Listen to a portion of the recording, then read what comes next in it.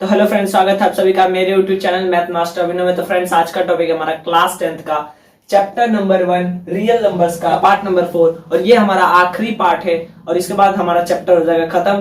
तो इस पार्ट में हम लोग क्या डिस्कस करने वाले हैं सर जी? इस पार्ट में हम लोग इंपॉर्टेंट पॉइंट्स जानेंगे और उसके बाद लास्ट जो हमारा एक बचा हुआ है क्वेश्चन जिसपे बहुत सारे आते हैं, हर साल क्वेश्चन उस पे आता है कि इर्रेशनल प्रूफ करो, तो वो भी हम लोग समझने वाले। लेकिन उससे पहले हम लोग जो पिछले लेक्चर में पढ़े थे पार्ट नंबर 3 में, तो उसका वहां से कंटिन्यू करेंगे। उसमें हमने इर्रेशनल नंबर जाना था, ठीक है। नॉन टर्मिनेटिंग नॉन रिपीटिंग वाला जो होता है वो इर्रेशनल नंबर होता है। फिर हमने देखा था कि अगर कभी भी अंडर रूट में परफेक्ट स्क्वायर नंबर नहीं है तो वो हमेशा इर्रेशनल नंबर होता है, या अगर कभी भी क्यूब रूट में परफेक्ट क्यूब नहीं है तो वो इर्रेशनल होता है। वहां तक हमने समझा था, ठीक है। अब उसके आगे हम समझेंगे, ये इंपॉर्टेंट पॉइंट्स है, ये आपको जानने बहुत ज्यादा जरूरी है। तो क्या है, देखो, सबसे पहला है रैशनल नंबर प्लस इर्रेशनल। हमेशा आपका इर्रेशनल नंबर ही आएगा। कभी भी आप कोई दो नंबर लो, एक रैशनल एक इर्रेशनल, दोनों को जब आप जोड़ोगे यानी सम करोगे तो वो हमेशा आपके एक इर्रेशनल नंबर के बराबर होगा, ठीक है। वो हमेशा आपका इर्रेशनल नंबर ही होगा। रैशनल माइनस इर्रेशनल करोगे तो भी इर्रेशनल आएगा। रैशनल मल्टीप्लाई इर्रेशनल तो भी इर्रेशनल ही आएगा।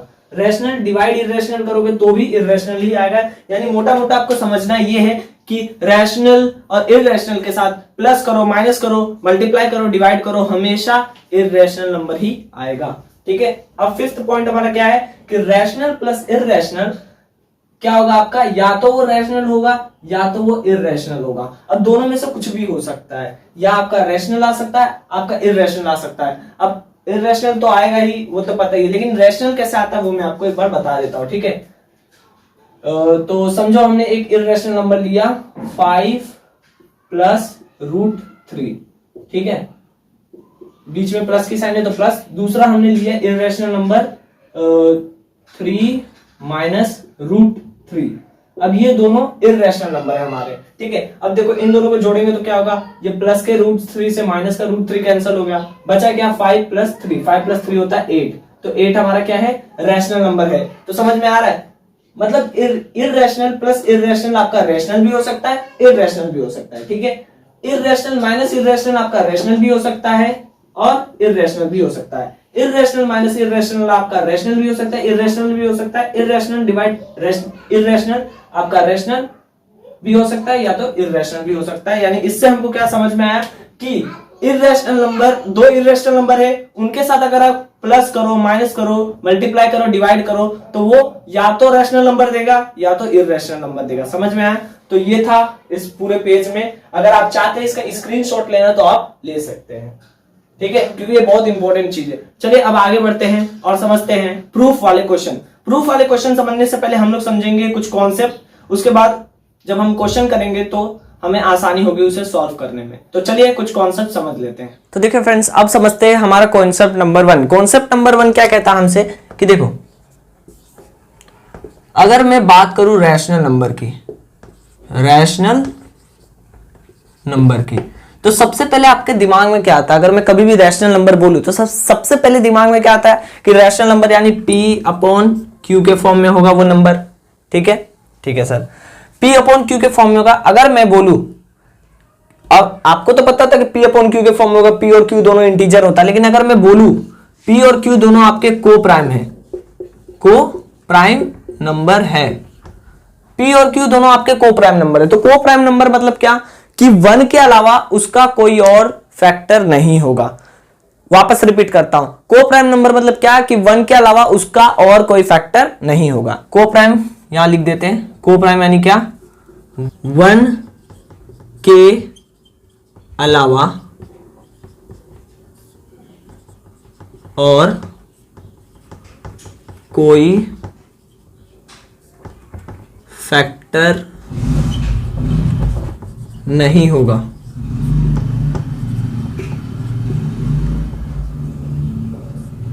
नहीं होगा, ठीक है। यानी को प्राइम यानी क्या कि ऐसे नंबर जिसका 1 के अलावा और कोई फैक्टर ना हो उसे को प्राइम नंबर कहते हैं, ठीक है। इसको आप लोग नोट कर लीजिएगा अपनी नोटबुक में, ठीक है। ये बहुत ज्यादा मेन है। को प्राइम नंबर यानी 1 के अलावा और कोई फैक्टर ना हो जिसके, उसको को प्राइम नंबर कहते हैं। तो ये था हमारा पहला कॉन्सेप्ट। चलिए अब आगे बढ़ते हैं और समझते हैं हमारा दूसरा कॉन्सेप्ट। तो देखिए फ्रेंड्स, अब हम समझते हैं हमारा कॉन्सेप्ट नंबर 2। कॉन्सेप्ट नंबर 2 हमसे क्या कहता है कि सपोज मैंने लिखा 6 को मैं क्या लिख सकता हूं, 6 इज इक्वल टू 2 इंटू 3, ठीक है, यस सर। सकता हूं इसको मैं ऐसा कह सकता हूं कि वो आपका जो 2 है वो 6 को डिवाइड करता है, 2 डिवाइड्स 6। आप ऐसे भी कह सकते हो कि 3 आपका 6 को डिवाइड करता है, लेकिन अभी मैं जो बता रहा हूं वो आप पहले ध्यान से सुनिएगा, ठीक है। अगर मैंने लिखा 6 को मैं क्या लिख सकता हूं, 2 इंटू 3 लिख सकता हूं। अब 2 इंटू 3 लिखा है तो मैं ऐसा कह सकता हूं कि 2 डिवाइड 6, यानी 2 6 को डिवाइड कर रहा है, ठीक है। अब दूसरा एग्जांपल देखिएगा, अगर मैं लिखूं 8 तो 8 को मैं क्या लिख सकता हूं, 2 इंटू 4, ठीक है, यस सर। तो इसको मैं क्या बोल सकता हूं कि 2 आपका 8 को डिवाइड करेगा, 2 डिवाइड्स 8। हालांकि आपका 4 भी डिवाइड कर रहा है, लेकिन जो मैं बता रहा हूं पहले वो समझो, ठीक है, ओके सर। अब देखना 12 को मैं क्या लिख सकता हूं, 3 इंटू 4। तो 3 इंटू 4 लिखा हुआ है, इसका मतलब मैं ऐसे लिख सकता हूं कि 3 डिवाइड्स 12, यानी 3 आपका 12 को डिवाइड कर रहा है, ओके ओके। अब अगर मैं ऐसा लिखूं कि P is equal to 2Q, इसका मतलब क्या आप मुझे बताओ। P is equal to 2Q मतलब कि आपका 2 डिवाइड करता है P को, ऐसा मैं कह सकता हूं, बिल्कुल कह सकता हूं सर। आपका 2 डिवाइड कर रहा है P को, ठीक है। P is equal to 2Q मतलब कि 2 आपका डिवाइड कर रहा है P को, ठीक है, ओके। अगर मैं ऐसा लिखूं P square is equal to 4Q, इसका मतलब क्या आप लोग मुझे कमेंट बॉक्स में बताइए। आपको बस करना क्या, देखो कर क्या रहा हूं मैं, 6 इज इक्वल टू 2 इंटू 3 लिखा हुआ है, 6 को हम लोग 2 इंटू 3 लिख सकते हैं, ठीक है। यहां पर देखो ये जो आपका 2 है वो डिवाइड कर रहा है 6 को, ऐसा मैं कह सकता हूं, बिल्कुल कह सकता हूं। 3 भी डिवाइड कर रहा है 6 को, लेकिन वो बात की बात है। अब देखो 8 को हम लोग लिख सकते हैं 2 इंटू 4। यहां पर क्या देखने को मिल रहा है कि आपका 2 8 को डिवाइड कर रहा होगा, ठीक है, किसी के टेबल में, तो वो 4 के टेबल में डिवाइड कर रहा है, उसको रहने दो, ठीक है। आपका मेन मुद्दा क्या है कि 2 डिवाइड कर रहा है कि नहीं 8 को, बस ये, ठीक है। 12 को मैं 3 इंटू 4 लिख सकता हूं। अब देखो इससे क्या पता चलता है कि 3 आपका 12 को डिवाइड कर रहा होगा। P को मैं 2Q के बराबर लिख सकता हूं। इसका मतलब क्या कि आपका जो 2 है वो डिवाइड करता है P को। P square is equal to 4Q लिखा है, इसका मतलब क्या आप लोग मुझे कमेंट बॉक्स में बता दीजिएगा। बहुत आसान है, ठीक है, बहुत आसान है, और मुझे पता भी आप लोग बता दोगे, ठीक है। चलिए अब आगे समझते हैं। अगर मैंने ऐसा लिखा 4 डिवाइड्स B, इसका मतलब क्या, 4 डिवाइड्स B अगर मैंने लिखा तो इसका मतलब क्या होता है सर जी, इसका मतलब ये होता है कि आपका B बराबर होगा 4 में अगर आप कोई नंबर मल्टीप्लाई करते हो उसके, 4 इंटू सम इंटीजर आप लेट सपोज कुछ भी ले सकते हो, आप A भी लिख सकते हो, ठीक है। तो इसका मतलब क्या, 4 डिवाइड्स B मतलब क्या कि B is equal to 4A। यहां आप 4C भी लिख सकते हो, 4X भी लिख सकते हो, 4Y भी लिख सकते हो, 4Z, जो आपकी मर्जी वो ले लो, ठीक है। लेकिन आप जो मेन चीज है वो समझो कि 4 अगर आपका B को डिवाइड कर रहा है तो B आपका 4A के बराबर होगा, बस ये समझो, ठीक है। अगर मैं ऐसा लिखूं 2 डिवाइड्स Z, तो मैं इसको क्या लिख सकता हूं, आप लोग बताओ।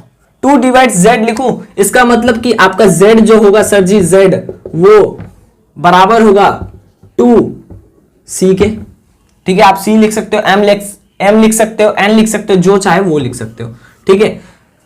अब ध्यान से देखिएगा, अगर मैं लिखूं 3 डिवाइड कर रहा है आपके P स्क्वायर को, 3 डिवाइड्स P स्क्वायर, इसका मतलब क्या, इसका मतलब ये कि आपका P स्क्वायर बराबर होगा, इसका मतलब ये कि आपका सॉरी,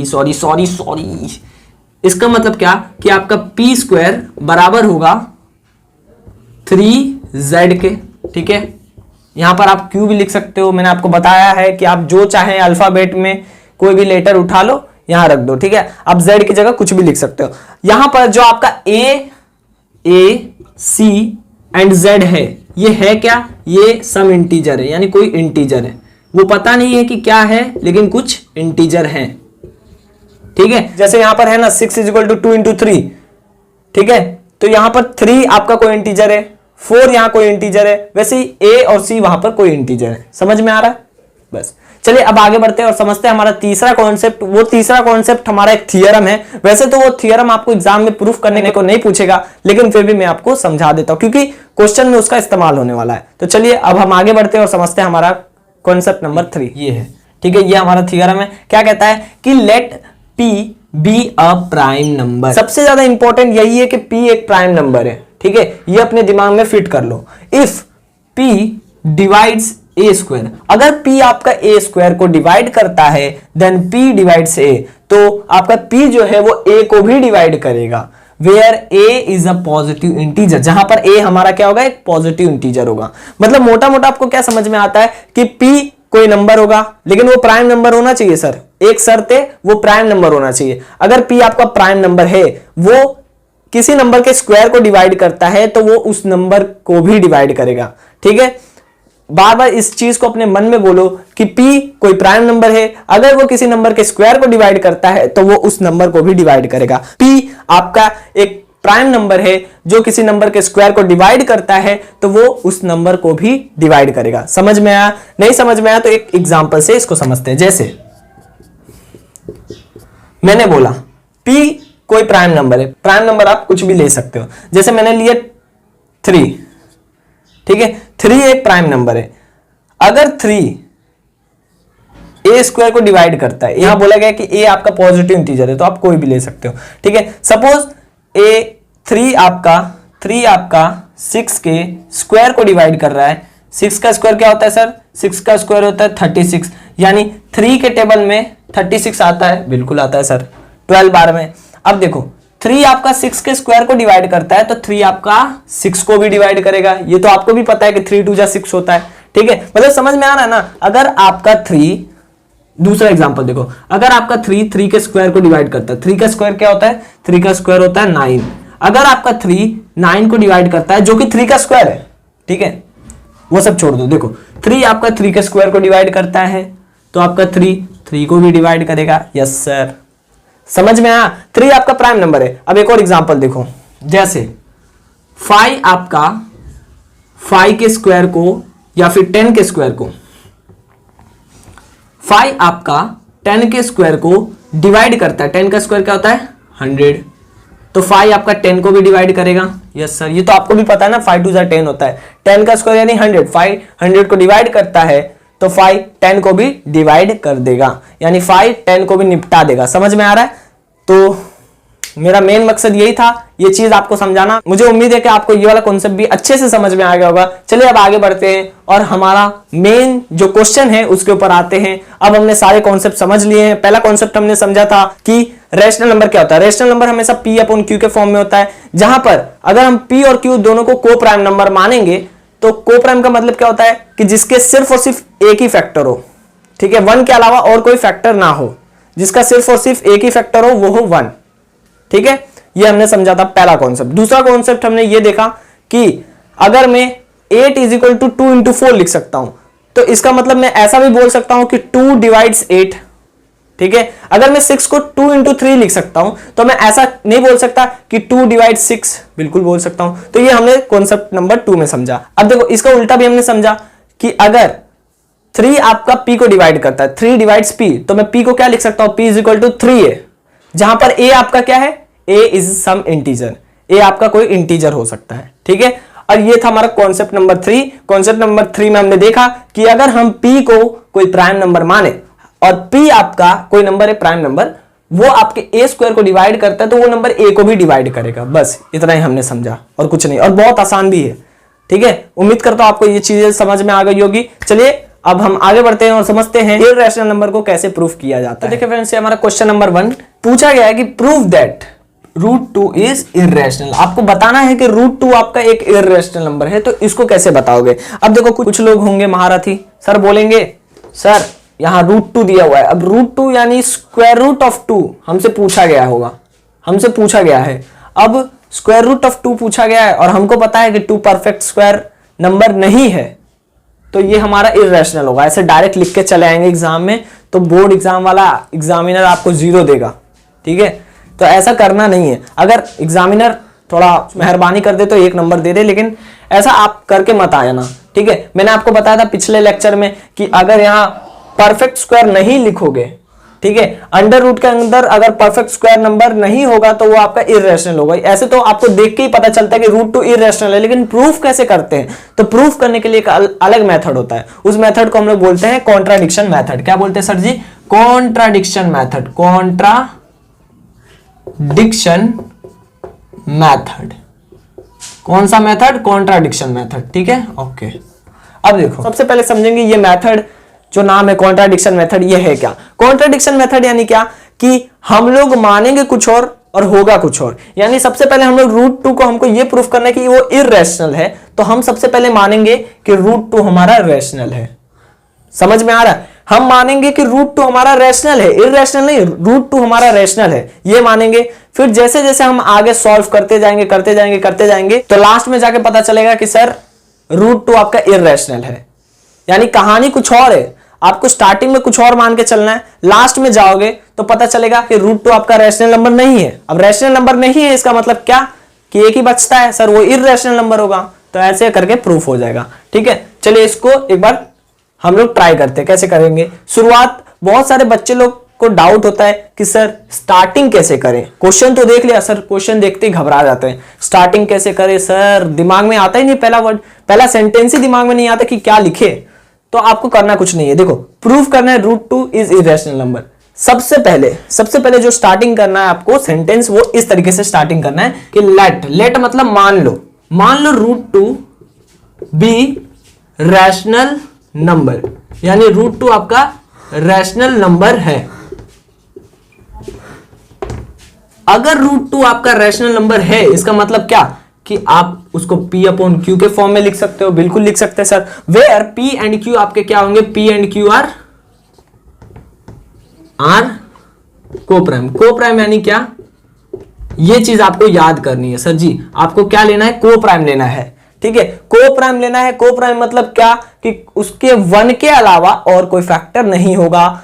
वापस रिपीट करो, को-प्राइम नंबर यानी ऐसे नंबर जिसका वन के अलावा और कोई फैक्टर ना हो। यहां मैंने बादल बनवा के आपको लिखवाया था ना कि वन के अलावा और कोई इसका फैक्टर ना हो, उसको हम लोग को-प्राइम बोलते हैं। तो P और Q का सिर्फ और सिर्फ एक ही फैक्टर है, वो है 1, ठीक है, ओके।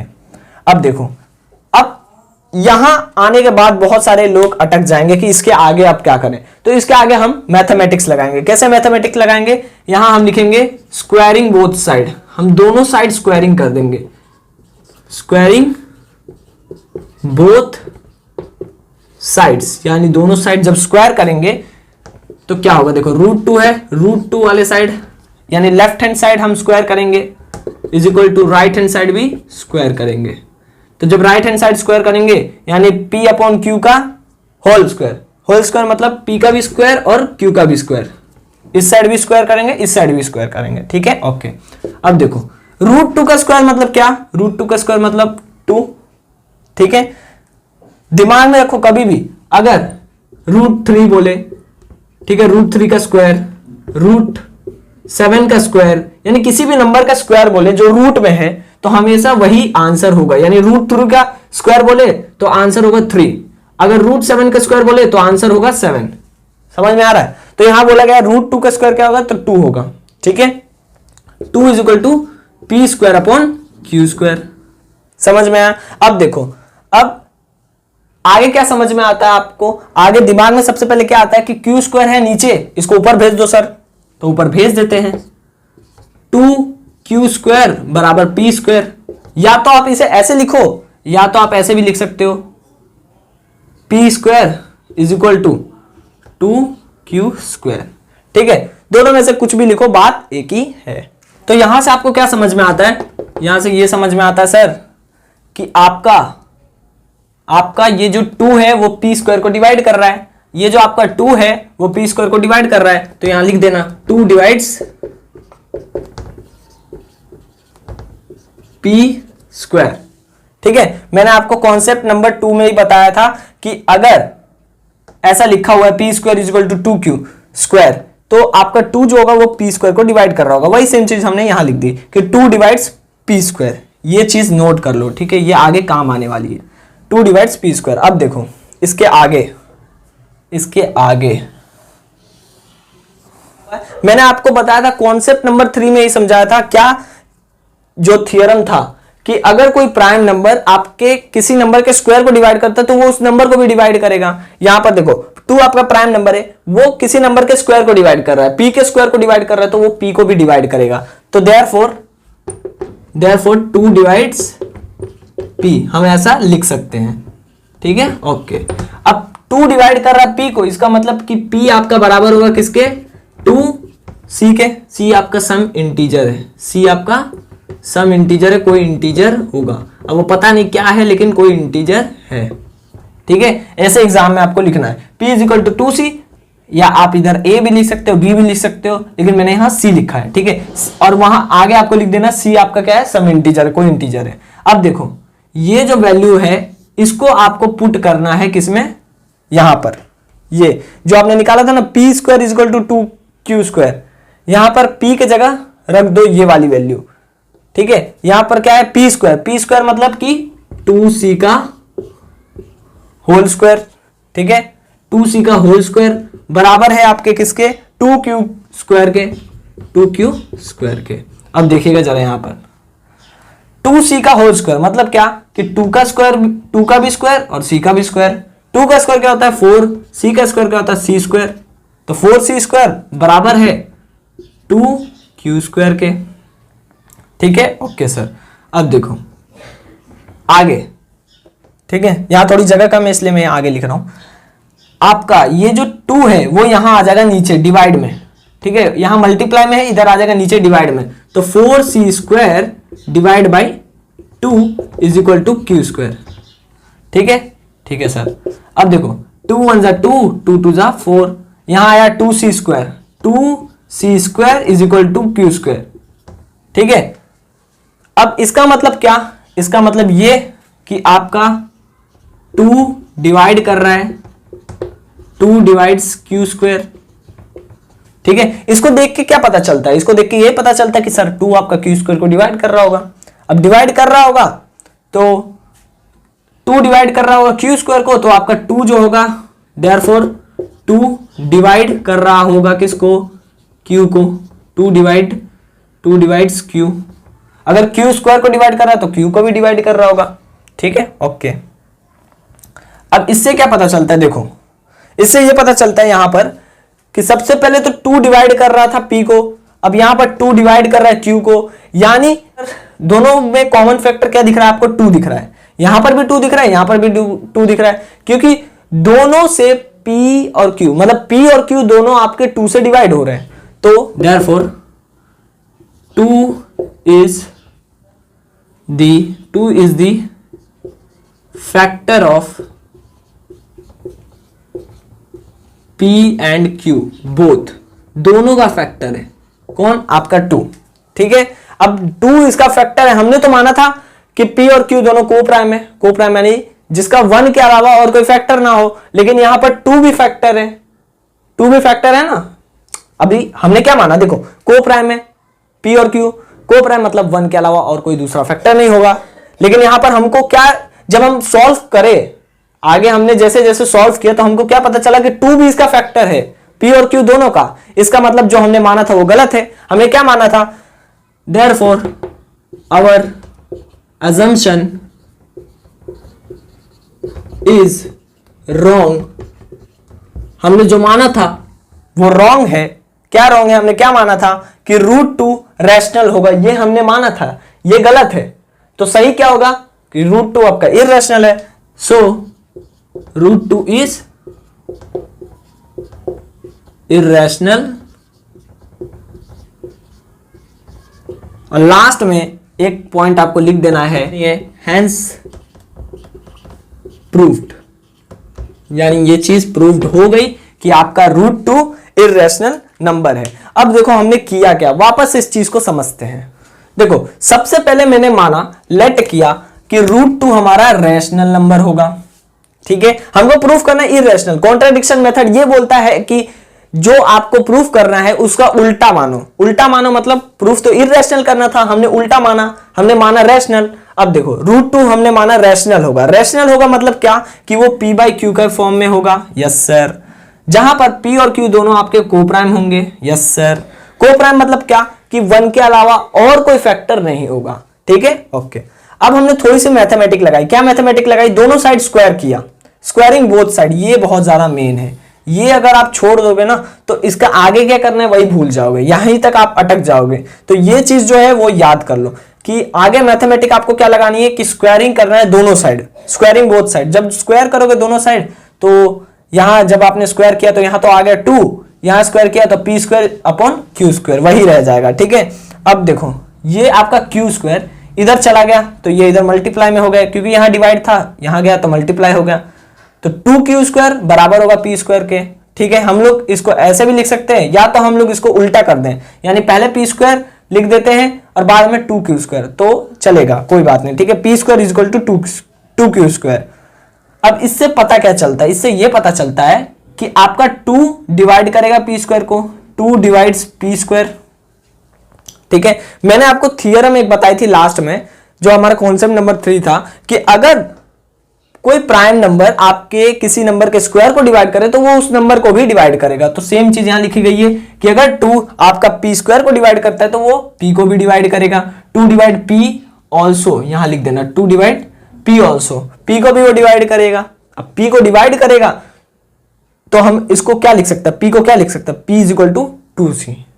2c मतलब कि c कोई इंटीजर होगा। ये तो पहले से पता चल गया, ये तो फिक्स है कि 2 से डिवाइड होगा। 2 से डिवाइड होगा मतलब 2 उसका मल्टीपल होगा और c भी कोई मल्टीपल होगा। अब c क्या है सर वही नहीं पता, तो c को हमने माना सम इंटीजर। ठीक है, c हमारा कोई इंटीजर होगा। अब p की वैल्यू है 2c, यहां हमने लगा दिया। p स्क्वायर लिखा हुआ है तो p स्क्वायर की जगह हम 2c का होल स्क्वायर लिख सकते हैं, बिल्कुल लिख सकते हैं sir. Is equal to 2q square, तो 2q स्क्वायर का 2q स्क्वायर रहने दिया। अब 2c का होल स्क्वायर, 2c का होल स्क्वायर मतलब क्या कि 2 का भी स्क्वायर और c का भी स्क्वायर। 2 का स्क्वायर 4 होता है, c का स्क्वायर c स्क्वायर होता है, इज इक्वल टू 2q का स्क्वायर। अब ये 2 मल्टीप्लाई में था, इधर आ गया डिवाइड हो गया, डिवाइड हो गया कटा तो ऊपर बचा 2, ऊपर बचा 2, साथ में है c स्क्वायर तो c स्क्वायर का c square is equal to q square. ठीक है, ओके। अब ये लिखा हुआ 2 square is equal to 2c square is equal to q square. इसका मतलब कि आपका 2 डिवाइड कर रहा है q स्क्वायर को, 2c square is equal to q square मतलब कि 2 डिवाइड कर रहा है q स्क्वायर को। अगर 2 q स्क्वायर को डिवाइड कर रहा है तो 2 आपका q को भी डिवाइड करेगा, 2 डिवाइड q ऑल्सो। ठीक है, सेम चीज जैसा हमने यहां लिखा वैसा यहां, तो हम ऐसा लिख सकते हैं कि 2 is the factor of p and q both, दोनों का फैक्टर होगा, क्योंकि दोनों से डिवाइड होता है तो दोनों का फैक्टर होगा। सो अवर एजम्पशन इज रॉन्ग, हमने जो माना वो रॉन्ग माना। हमने क्या माना कि जो आपका √2 होगा वो रैशनल होगा, ये हमने माना था, ये गलत होगा। ये लास्ट में हम जब सॉल्व किए तो हमको पता चला सर ये तो 2 भी इसका फैक्टर होगा, तो मतलब हमने जो माना वो गलत माना। अब सही क्या होगा फिर? जब हमने ये गलत माना तो सही आंसर क्या होगा? सही आंसर ये होगा कि √2 आपका हमारा इर्रेशनल नंबर है। अब जब वो रैशनल नहीं होगा तो क्या बचा? लास्ट में एक ही चीज बचा, एक ही ऑप्शन बचा कि वो इर्रेशनल हो सकता है, तो √2 हमारा क्या होगा? इर्रेशनल होगा, हैंस प्रूव्ड। लास्ट में ये लाइन अगर आप लिख दोगे ना सर तो एग्जामिनर को पता चल जाएगा हाँ यार ये बंदे ने लिखा है, इसको 4 आउट ऑफ 4 मिलेंगे, तो वो 4 आउट ऑफ 4 आपको देगा। ठीक है, तो बस इसी तरीके से आपको करना है। मैंने रिपीट भी कर दिया कि इसको किस तरीके से आपको लिखना है। अगर आपको अभी भी नहीं समझ में आता है तो फिर से वापस से इस वीडियो को देखना, इस वीडियो को मत देखना, मतलब ये वाला जो क्वेश्चन वाला पार्ट है बस उसी को देख लेना। ठीक है, दोबारा से देखना, आपको अच्छे से समझ में आ जाएगा। तो ये था हमारा क्वेश्चन नंबर 1। चलिए अब हम समझते हैं क्वेश्चन नंबर 2। वो भी इसी तरह का है, बस थोड़ा सा डिफरेंस है, लेकिन मैं आपको अलग अलग तरह का क्वेश्चन की प्रैक्टिस कराना चाहता हूं ताकि अगर किसी भी टाइप का घुमा फिरा के क्वेश्चन आए बोर्ड एग्जाम में या आपके प्री मिड टर्म में या आपका प्री बोर्ड्स में तो आप उसको आसानी से सॉल्व कर पाओ। तो चलिए क्वेश्चन नंबर 2 समझते हैं। तो देखिए फ्रेंड्स, ये हमारा क्वेश्चन नंबर 2 और ये जो क्वेश्चन है वो आपके सैंपल क्वेश्चन पेपर में 2018 और 19 वाले सैंपल क्वेश्चन पेपर में भी था। ठीक है, जो सीबीएसई ने लॉन्च किया था। और ये क्वेश्चन क्या है देखो, so that 7 minus √5 is irrational, यानी आपको ये दिखाना कि 7 माइनस √5 जो है वो इर्रेशनल नंबर है। तो ये कैसे पता करें सर कि 7 माइनस √5 इर्रेशनल नंबर है? और एक सेकंड, क्वेश्चन में गलती है, कुछ गलती है। यहां पर क्वेश्चन में थोड़ा सा चेंज कर लीजिएगा। यहां पर आपको एग्जाम में ये लिखा होगा गिवन दैट √5 इज इरेशनल। आपको ये चीज लिखी गई होगी एग्जाम में, जो आपका बोर्ड का एग्जाम होता है वो उसमें ये चीज लिखी गई होगी कि सो दैट 7 - √5 इज इरेशनल, और लास्ट में ये भी लिखा गया होगा कि गिवन दैट √5 इज इरेशनल। ठीक है, इसके अलावा ये भी लिखा गया होगा, आपको ये दे दिया गया होगा कि इसको इरेशनल प्रूफ करो, जिसमें से आपका √5 पहले से इरेशनल है, तो आपको आसानी होगी इस चीज को प्रूफ करने में। देखो कैसे प्रूफ करेंगे। सबसे पहले तो पहली लाइन आपको क्या लिखनी है कि लेट 7 - √5 बी रैशनल नंबर। ठीक है, या रैशनल लिख दो चलेगा, भी रैशनल, वो रैशनल है। अब रैशनल है तो भैया इसका मतलब क्या होता है 7 - √5 इज इक्वल टू P/Q, यही होता है। अब जैसे हमने पिछले क्वेश्चन में मैथमेटिक्स लगाई थी, यानी हमने दोनों साइड स्क्वायर कर दिया था, स्क्वायरिंग बोथ साइड, लेकिन इस क्वेश्चन में नहीं करना है। ठीक है, तो इसीलिए मैं आपको इस टाइप के क्वेश्चन लाता हूं कि आप अप्रोच समझो कि कैसे क्वेश्चन को अप्रोच करना है। ठीक है, वहां हमने मैथमेटिक्स लगाई थी, यहां हमको मैथमेटिक्स लगाने की कोई जरूरत नहीं है। क्यों सर? देखो हम क्या करेंगे, √5 वाला जो है पार्ट -√5 इसको इस साइड भेज देंगे। किस साइड? Right hand side. जब ये राइट हैंड साइड जाएगा तो क्या हो जाएगा सर? राइट हैंड साइड जाएगा तो इधर तो 7 ही रहेगा, और ये P/Q को हम लोग लेफ्ट हैंड साइड भेज देंगे, तो ये प्लस का था, इधर आएगा तो माइनस का हो जाएगा, माइनस का P/Q, और इधर ये माइनस का था, उधर जाएगा तो प्लस का √5। ठीक है, ठीक है सर। अब 7 - P/Q है। 7 - P/Q मतलब क्या कि 7 को हम लोग 7/1 लिख सकते हैं, बिल्कुल लिख सकते हो। अब जरा यहां ध्यान दीजिएगा। ठीक है, यहां 1 है, यहां Q है, डिनोमिनेटर यहां 1 है, यहां Q है, तो हम लोग डिनोमिनेटर सबसे पहले क्या करेंगे, कॉमन करेंगे, यानी Q। एलसीएम इसका क्या आएगा? Q आएगा। Q आएगा तो यहां 1 में क्या मल्टीप्लाई करें कि Q आए, तो Q मल्टीप्लाई करते हैं, ऊपर भी Q। सिंपल मैथ से यार, ये तो बचपन में हम लोग करते थे। 7Q हो गया, माइनस यहां पहले से Q दिया है तो ऊपर कोई चेंज नहीं होगा, यहां P का P रहेगा। 7Q - P और divide by Q is equal to √5। अब देखो यहां पर क्या समझ में आता है आपको कि ये जो आपका पार्ट है 7Q - P वाला, ये क्या है? यहां पर देखो, हाँ एक चीज छूट गई थी यहां पर, सॉरी माफ कर दीजिएगा। यहां पर आप P/Q जो लिखा है, यहां पर P और Q आपका क्या है? P and Q are integers और कोप्राइम। ठीक है, इंटीजर भी हैं और कोप्राइम भी है। अब P और Q दोनों इंटीजर हैं, तो क्या होगा सर? इंटीजर हैं तो जब 7 को इंटीजर के साथ मल्टीप्लाई करोगे, माइनस को इंटीजर करोगे, डिवाइड को इंटीजर करोगे, तो हमेशा वो रैशनल नंबर ही आएगा। इसका आंसर तो आपको पता चल गया कि ये रैशनल होगा, लेकिन ये वाली साइड आपको क्या दी गई है? ये वाली साइड, राइट हैंड साइड आपको क्या है? राइट हैंड साइड सर जी आपका इरेशनल है। कैसे इरेशनल है? क्वेश्चन में दिया हुआ है इरेशनल। तो ये आपका पार्ट जो है ये रैशनल है, और ये वाला जो पार्ट है वो इरेशनल है। ठीक है, वो इरेशनल है। अब यहां से आगे क्या करेंगे, तो रैशनल कभी आपका इरेशनल के बराबर नहीं हो सकता। So this is not possible. ठीक है, रैशनल कभी भी इरेशनल के बराबर नहीं हो सकता। So this is not possible, therefore our assumption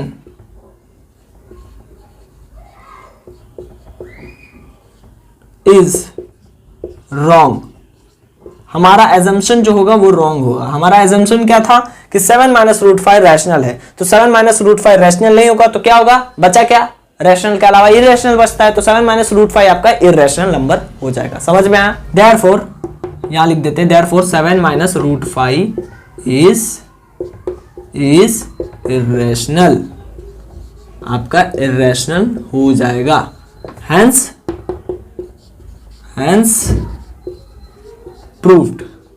ये क्वेश्चन भी आपका प्रूव्ड हो गया। हमने किया कुछ नहीं, देखो सबसे पहले लेट कर लिया, कॉन्ट्राडिक्शन मेथड ही किया है ना। 7 माइनस रूट 5 रैशनल होगा, हमको प्रूफ करना था इररेशनल सर जी, हमने माना उसको रैशनल। अब रैशनल माना है तो P अपॉन Q के फॉर्म में होगा, जहां पर P एंड Q आपके इंटीजर्स होंगे और को प्राइम होंगे। को प्राइम मतलब 1 के अलावा और उसका कोई दूसरा फैक्टर ना हो। ठीक है सर, ओके सर। अब हमने क्या किया, बस थोड़ा सा माइनर चेंज किया, यहाँ माइनस रूट 5 को उधर भेज दिया और P अपॉन Q को इधर भेज दिया। अब 7 के साथ आ गया, इस साइड आ गया तो ये माइनस का हो गया, ये उस साइड चला गया तो ये माइनस का था, उस साइड चला गया तो प्लस का हो गया। अब हमने बस एलसीएम लिया, नीचे डिनोमिनेटर Q हो गया, दोनों का डिनोमिनेटर कॉमन हो गया और बस मल्टीप्लाई कर दिया 7Q minus P upon Q is equal to root 5। अब हमको ये पता है सर जी, क्वेश्चन में ही बताया गया है कि रूट 5 आपका इररेशनल है, ये वाला पार्ट इररेशनल होगा, ये वाला पार्ट रैशनल होगा। अब आप मुझे बताओ कि कभी रैशनल और इररेशनल बराबर हो सकते हैं क्या? नहीं हो सकते। तो so this is not possible, our assumption is wrong, 7 minus root 5 is irrational. हमारा एजम्पशन रॉन्ग है, हमने माना जो था वो गलत माना था कि हमारा वो रैशनल होगा, तो वो गलत था, वो रैशनल नहीं होगा, वो क्या होगा? इररेशनल होगा। तो फ्रेंड्स आज का लास्ट क्वेश्चन, क्वेश्चन नंबर 3, इसके बाद हमारा चैप्टर हो जाएगा खत्म। और बहुत देर से इस चीज का इंतजार था, आप मानोगे नहीं, बहुत देर से इंतजार था कि ये चैप्टर कब खत्म होगा। तो पार्ट नंबर 4 आज का लास्ट क्वेश्चन करेंगे और उसके बाद चैप्टर फिनिश करेंगे। ठीक है, तो क्वेश्चन नंबर 3 क्या कहता है हमसे कि prove that 7 root 5 is an irrational number. क्या 7 रूट 5 मतलब आपको प्रूफ करना है कि 7 रूट 5 आपका एक इररेशनल नंबर है। इसको कैसे प्रूफ करेंगे, लेकिन आपको आगे क्या दिया हुआ है कि given that root 5 is irrational. सबसे पहले आपको रूट 5 इररेशनल दे दिया गया है, अब आप इसको प्रूफ करो कि ये इररेशनल के नंबर कैसे है। तो सबसे पहले मैंने आपको बताया है कि अगर इस टाइप का क्वेश्चन आया तो स्टार्टिंग की लाइन क्या होनी चाहिए कि आपको मानना है कि 7 रूट 5 आपका रैशनल होगा, इररेशनल नहीं, रैशनल मानना है, उल्टा मानना है क्योंकि कॉन्ट्राडिक्शन मेथड है। तो let 7 root 5 be a rational number. आपका 7 रूट 5 एक रैशनल नंबर होगा। अगर 7 रूट 5 रैशनल नंबर होगा मतलब वो P बाई Q के फॉर्म में होगा, और P बाई Q हमारा क्या होना चाहिए? P and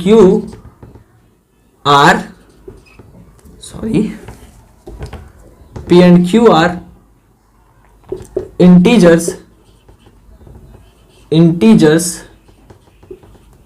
and coprimes. P और Q दोनों क्या होने चाहिए? इंटीजर और को प्राइम होने चाहिए। अब देखो इसके आगे क्या होगा, रूट 5 को इधर ही रहने दो, 7 को भेज दो उस साइड, तो रूट 5 इधर ही रहेगा, बेचारा अकेला हो गया। और 7 जब उधर जाएगा तो यहां तो मल्टीप्लाई में था सर जी, उधर जाएगा तो डिवाइड में हो जाएगा, तो डिवाइड में P अपॉन 7Q। ठीक है, ओके। अब इसके आगे क्या करेंगे सर? तो इसके आगे देखो क्या करेंगे, रूट 5 सबसे पहले पता है रूट 5 इररेशनल है,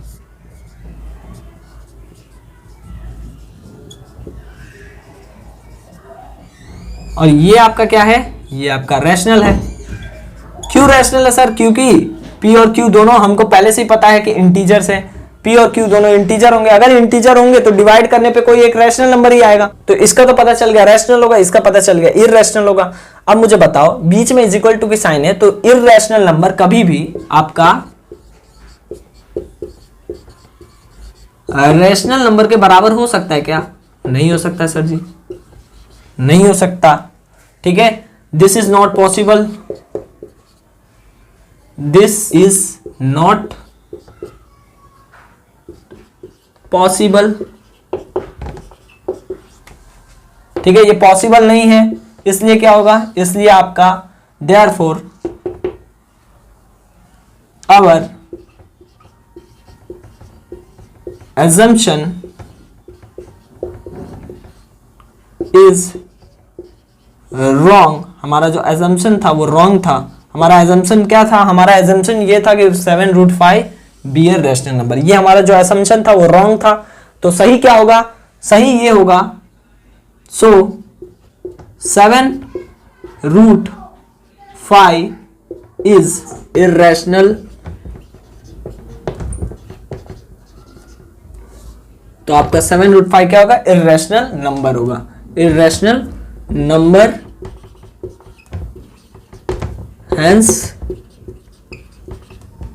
प्रूव्ड। ठीक है, तो ये बहुत ही सिंपल सा क्वेश्चन था। सबसे पहले हमने माना 7 रूट 5 को रैशनल, फिर वही सेम चीज किया, √5 को इधर ही रहने दिया, 7 को नीचे भेज दिया। क्यों हमने नीचे भेजा पता चला आपको? क्यों हमने नीचे भेजा? हमने दिमाग लगाया सर। हमने क्या दिमाग लगा कि अगर मैं इसको नीचे भेज दूं तो यहां तो √5 बचेगा, √5 की वैल्यू पहले से दी गई है, तो इसलिए मैंने इसको नीचे भेज दिया। अब नीचे भेज दिया तो हमको √5 पहले पता है इर्रेशनल है, इर्रेशनल लिख दिया, और इसकी वैल्यू क्या आएगी? रैशनल ही आएगी। तो इर्रेशनल कभी भी रैशनल के बराबर नहीं हो सकता। So this is not possible, our assumption is wrong. So 7√5 is irrational number, hence proved. यहां से हमारा chapter number 1 real numbers end होता है। ठीक है, बहुत ही खुशी हुई ये सुन के कि हमने पहला चैप्टर हमारा इस जर्नी का कंप्लीट कर दिया है। अब धीरे धीरे करके ऐसे ही 14 चैप्टर 15 चैप्टर कंप्लीट करेंगे। ठीक है, वो भी आसान है, टेंशन लेने वाली कोई बात नहीं। एक चैप्टर कंप्लीट हो गया, धीरे धीरे करेंगे सारे चैप्टर्स को कंप्लीट। ठीक है, तो ये था हमारा पहला चैप्टर, रियल नंबर हो गया है कंप्लीट। चलिए अब हम मिलेंगे आपसे अगली वीडियो में। तो बताइए कैसे लगे आपको ये वीडियो। अगर वीडियो अच्छी लगी हो तो प्लीज वीडियो को लाइक कर दीजिएगा, चैनल को सब्सक्राइब कर दीजिएगा, बेल आइकन को दबाना ना भूले, और साथ ही साथ इस वीडियो को ज्यादा से ज्यादा शेयर करें। और आपने हमें इतना कीमती वक्त दिया है, इसके लिए आपका बहुत बहुत धन्यवाद। Thanks for watching.